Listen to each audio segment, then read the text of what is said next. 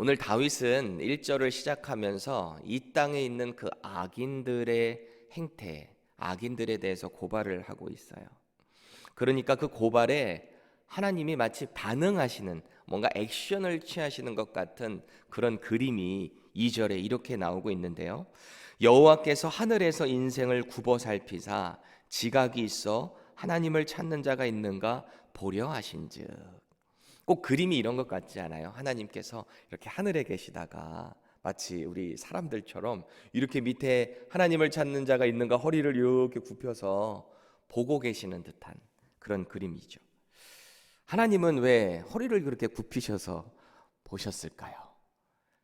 잘 안 보이셔서 그렇게 보셨을까요?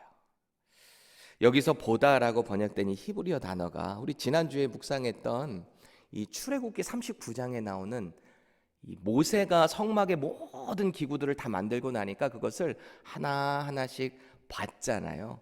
그 구절 한번 보실까요? 39장 43절입니다. 출애굽기. 모세가 그 마친 모든 것을 본즉 여호와께서 명령하신 대로 되었으므로 모세가 그들에게 축복하였더라. 인스펙션 했다라는 것이죠. 그 단어가 히브리어 단어가 라아라는 단어예요. 이 라아라는 단어. 그 단어가 동일하게 오늘 2절 말씀에서도 쓰인 거죠. 하나님께서 이 땅을 살펴보시는데 뭔가 잘 안 보이셔서 이렇게 허리를 굽혀서 보신 게 아니고요. 이 땅에 하나님을 찾는 자가 있는지 세세하게 점검하듯이 그렇게 살펴보셨다라는 것이에요. 그만큼 하나님께서는 이 땅에 당신을 찾는 자들을 세심하게 관심을 갖고 보신다라는 거죠. 문득 이런 생각이 들었어요. 하나님께서 그렇게 이 땅에 하나님을 찾는 자들, 의인을 찾으시는데 오늘 이 자리에 저와 여러분들이 하나님의 말씀을 가지고 하나님의 뜻을 구하고 하나님께 나아가는 우리의 모습을 하나님께서 이렇게 허리를 굽혀 보시면서 얼마나 기뻐하실까요? 그 하나님께서 기쁨을 이기지 못하실 것입니다. 하나님께서 당신을 찾는 자들이 있는가 이렇게 보셨어요. 그런데 결과는 다소 실망적입니다. 3절 말씀 보세요. 다 치우쳐 함께 더러운 자가 되고 선을 행하는 자가 없으니 하나도 없도다. 그냥 조금 있는 게 아니고요, 하나도 없대요. 너무 절망적이지 않아요? 하나님을 찾는 자가 하나도 없다. 어떻게 이 땅에 선을 행하는 자가 하나도 없다라는 말씀을 하고 계실까요? 그런데 사실 오늘 시편 기자가 지금 3절에서 이 고발하고 있는 대상은 앞에서 나오는 1절에 나오는 대상을 연결해서 이야기하고 있는 거예요. 1절에 어떤 사가 나오고 있죠? 어리석은 자, 어리석은 자. 영어 성경은 이 어리석은 자라는 단어를 the fool로 받고 있어요. 그러니까 이 땅의 어리석은 자 전체를 받아서 어리석은 자, 그들의 모습, 그들의 특징을 가리켜서 3절에서 6절까지 계속 확대해 나가는, 그러니까 어리석은 자들이 악인으로까지 나아가는 이들을 전체를 가리켜서 이야기하고 있는 거죠. 이 어리석은 자들의 가장 큰 특징이 1절에 뭐라고 얘기하고 있나요? 가장 큰 특징, 어리석은 자들, 하나님이 없다 한대요. 무신론자예요. 하나님이 없다 하는 자. 4절 말씀을 보시면은 죄악을 행하는 자는 다 무지하냐? 다윗이 이렇게 질문을 하고 있어요. 다윗은 왜 뜬금없이 갑자기 그 악인의 행태, 어리석은 자들에 대해서 고발을 하고 있다가 왜 갑자기 이런 질문을 하고 있을까요? 이 질문의 원문의 뜻을 그대로 직역을 해보면은 헛된 죄악을 행하는 자들은 다 무지하지 않은가? 이렇게 이야기하고 있는 거죠. 마치 어떤 수사학적인 의문을 통해서 강조를 하고 있는 거예요. 이들이 그만큼 무지하다라는 것을요. 마치 죄를 지어서 자기들이 이익을 챙길 줄로 착각하고 있지만 그 결국은 그 자체가 하나님 앞에 헛되다라는 것이죠. 왜 그거를 당신네들은 모르냐? 왜 그렇게 무지하냐? 라고 말하고 있는 것입니다. 지금 그들이 해야 할 일은 마치 떡 먹듯이, 그러니까 우리식으로 얘기하면 매일 밥 먹듯이 그렇게 죄를 짓는다라는 거예요. 떡 먹듯이 그렇게 짓는 죄를 돌이켜서 여호와께 돌아와야 된다. 여호와를 불러야 된다. 하나님의 백성들 괴롭히지 말고 여호와를 불러야 된다라는 말을 하고 있는 거죠. 반면에 하나님께서는 당신께서 찾아보시는 자들이 누구인가?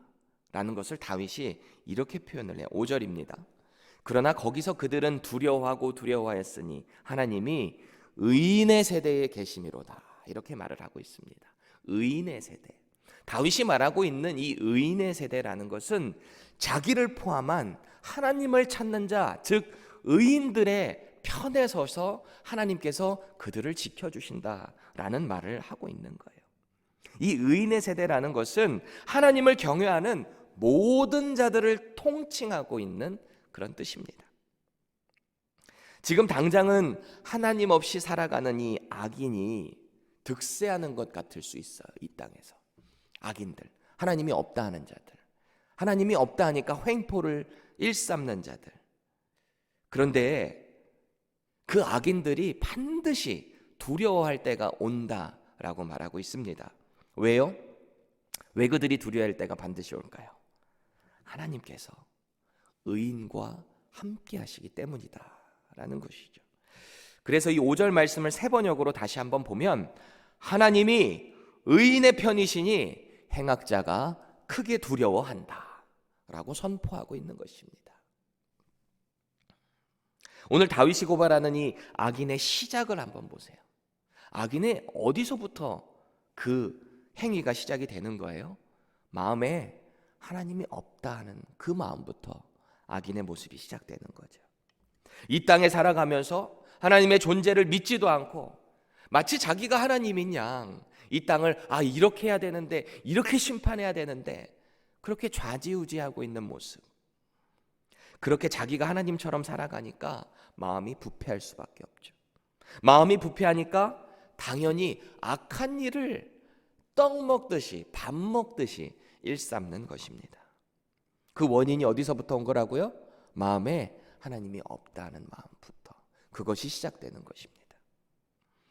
여러분, 성경에 나오는 이 어리석은 자의 대표적인 인물이 누굴까요? 구약 성경에 나와요. 힌트 더 드리면 사무엘상에 나와요. 누구죠? 나발입니다. 사울 왕으로부터 시기를 받아서 이 다윗이 쫓겨나잖아요. 그래서 생명을 보존하려 쫓겨다니고 광야 생활을 하게 되고, 그런데 그 가운데 자기를 쫓는 600명의 군사들이 모여 있어요. 그래서 그들이 어떤 약탈자의 삶을 살았던 것이 아니라 이 양치는 자들의 그 양을 지켜주는 일을 다윗이 했던 거죠. 그래서 사무엘상 25장에 가보면 그런 이 나발이라는 인물의 내용이 등장하잖아요. 너무나 유명한 이야기인데, 이 나발이 큰 부자였어요. 그래서 자기의 집에 양을 털을 깎는 그 시기가 됐습니다. 양털 깎는 거는 당시의 축제거든요. 먹을 것이 풍성한 거예요. 그래서 다윗이 이 나발의 양떼를 지켜줬으니까 자기의 소년들을 보내서, 야, 우리가 이렇게 지켜줬으니까 당신께서 우리에게 은혜를 좀 베풀어 주십시오. 먹을 것을 좀 주십시오. 그렇게 간곡하게 부탁을 하도록 보냈죠. 그런데 나발은 그냥 거절한 정도가 아니라 다윗을 무시하고 들죠. 무시하고 도대체 내가 다윗이 누군지 모른다.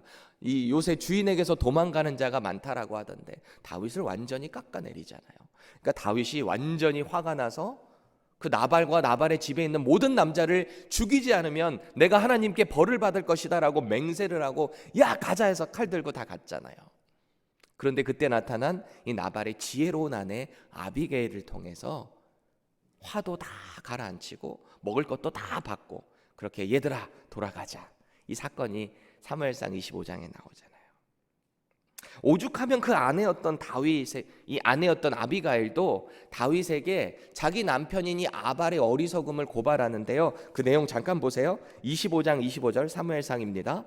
원하옵나니 내 주는 이 불량한 사람 나발을 개의치 마옵소서. 그의 이름이 그에게 적당하니 그의 이름이 나발이라. 그는 미련한 자니이다. 여종은 내 주께서 보내신 소년들을 보지 못하였나이다. 자기 남편을 평가하는 데 있어서 이 남편이 어리석은 자고 미련한 자인데 그 이름이 꼭 맞습니다 라고 제3자인 다윗에게 자기 남편을 평가하고 있는 내용이에요. 사랑하는 남편들이여, 우리가 정말 이런 평가의 지경까지는 아내들에게 받지 않기를 축복드립니다. 결국 이 나발은 하나님의 치심으로 몸이 돌처럼 굳어지잖아요. 그래서 10일 뒤에 죽는 처참한 결과를 봅니다. 그런데 오늘 본문 시편 기자에서 다윗이 표현하고 있는 1절에 이 어리석은 자가 바로 히브리어로 나발입니다. 나발은 당시에 나름대로는 이 사울의 라인에 들어서 이스라엘의 일대 왕이었던 그의 라인에서 자기의 생명과 자기의 재산을 보존하려고 나름대로는 머리를 썼을 거 아니에요. 그런데 이 나발은 지금 현재 있는 사울의 왕국이 영원할 줄 알았나 보죠. 하나님께서 기름 부으신 이 다윗의 왕국이 오고 있는데 그를 알아보지 못하는 미련함으로 결국 하나님의 심판을 받은 것입니다. 어리석은 자가 된 거였죠. 지금 우리 시대에도 이런 나발이 얼마나 많은가요? 이 땅에 살아가는 것이 다인 것처럼 착각하고 그냥 이 땅에서 돈만 잘 벌고 어떤 수단 방법을 가리지 않고 명예만 잘 얻으면 되지, 내 자녀가 잘 되면 되지, 그냥 그것만 보고 살아가다가 하나님께서 당신의 아들 예수 그리스도를 보내서 이제 하나님께 나아오기를 원하는 기다리고 계시는 그 아버지 하나님의 뜻을 모르고 살다가 결국은 심판의 길로 가는 얼마나 많은 나발이 이 땅에 살아가고 있습니까? 예수 그리스도를 무시할 뿐 아니라 조롱하는 사람들이 이 땅에 얼마나 많아요. 그런데 이상하게도 이런 사람들은 이 땅에서 더 떵떵거리고 잘 사는 것 같지 않으세요? 하나님 없이 살아가는데도 너무너무 잘 살아가는 것 같지 않으세요? 하나님은 왜 저런 사람 심판 안 하시고 내버려두나, 그런 생각하신 적 있지 않으신가요? 지난주에 제가 요새 도넛 비즈니스들 이렇게 전도 다니고 있거든요. 근데 어떤 분을 만났는데 이분이 와이프는 천주교를 다니시고 본인은 엔티 크리스찬이에요. 교회도 안 다니고 교회 다니는 사람들에 대한 이 반발심을 많이 가지고 계시더라고요. 그래서 이분이 이 DFW 지역에 있는 교회들을 평가를 다 하고 있더라고요. 이 교회는 돈 많은 사람들이 가는 교회, 저 교회는 위선적이고 가식적인 사람들 많이 가는 교회, 이렇게 완전히 뇌리에 박혀 있으시더라고요. 그래서 제가 한우리 교회는 그런 분 없으신가요? 그랬더니 아직까지는 그 평가 안에는 들어가지는 않고 있더라고요. 그래서 제가 혹시 그런 분들이 있으면 저한테 꼭 알려주세요. 제가 같이 기도할게요. 그랬는데 그분의 말에 의하면 이래요. 만약에 하나님이 있다면 이 땅에 저 수많은 악인들을 그대로 둘 수가 없다라는 거예요. 만약에 예수님이 있다면 그 예수님이 지금 이 땅에 빨리 내려와서 이 악한 사람들 빨리 다 심판하고 내가 예수다 한 다음에 다 하나님께로 돌아오게 한다는 거죠. 그리고 결정적으로 왜 예수님 다시 온다 그래 놓고 안 오냐 이거예요, 아직까지. 그렇게 말씀을 하세요. 그래도 어디 여기저기서 들은 건 많으시더라고요. 그래서 제가 드린 말씀은 이거예요.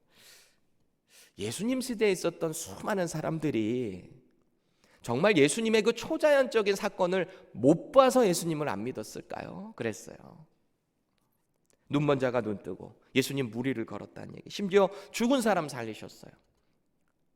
5개의 떡 2마리 물고기로 5,000명 넘는 사람 먹였어요. 그 다음에 또 7마리 7개 떡 2마리 또 물고기로 또 얼마나 많은 4,000명의 많은 사람들 먹였어요. 결정적으로 십자가에서 완전히 죽으셨는데 부활하신 몸을 500여 명이 많은 사람들, 남자들만 500여 명이니까 얼마나 많은 사람들이 그때 부활하신 예수님을 실제로 봤냐라는 거예요. 그게 다 기록이 되어 있잖아요. 근데 그분이 하늘로 승천하신 것까지 봤는데 그렇게 초자연적인 역사들을 많이 봤음에도 불구하고 예수님이 하나님의 아들이다, 메시아다라는 것을 부인하는 사람들이 있는데 얼마나 더 많은 것을 보여줘야 할까요? 결정적으로 사도 베드로는 이야기했어요. 하늘의 하루는 이 땅의 1000년과도 같다. 꼭 그래서 지금 이틀 됐다는 얘기가 아니라 그만큼 시간 개념이 다르다. 하나님의 계획하심이 반드시 있으세요라고 제가 말씀을 드렸어요. 하나님께서는 여전히 지금도 하나님을 모르는 사람들이 이 성경 말씀을 통해서 예수님을 알고 저와 같은 사람들을 통해서 계속 예수님이 증거되는 것을 통해서 아버지 하나님께 돌아오는 것을 기다리고 계세요. 저랑 계속 이 말씀을 통해서 좀 하나님 알아가시면 안 될까요? 그렇게 말씀을 드렸어요. 여러분, 이 땅에서 하나님 없이 살아가는 이 어리석은 자들은 있잖아요. 여전히 온갖 죄를 일삼으면서 살아갑니다. 또 하나님을 찾는 의인들을 괴롭히고 무시하기도 합니다.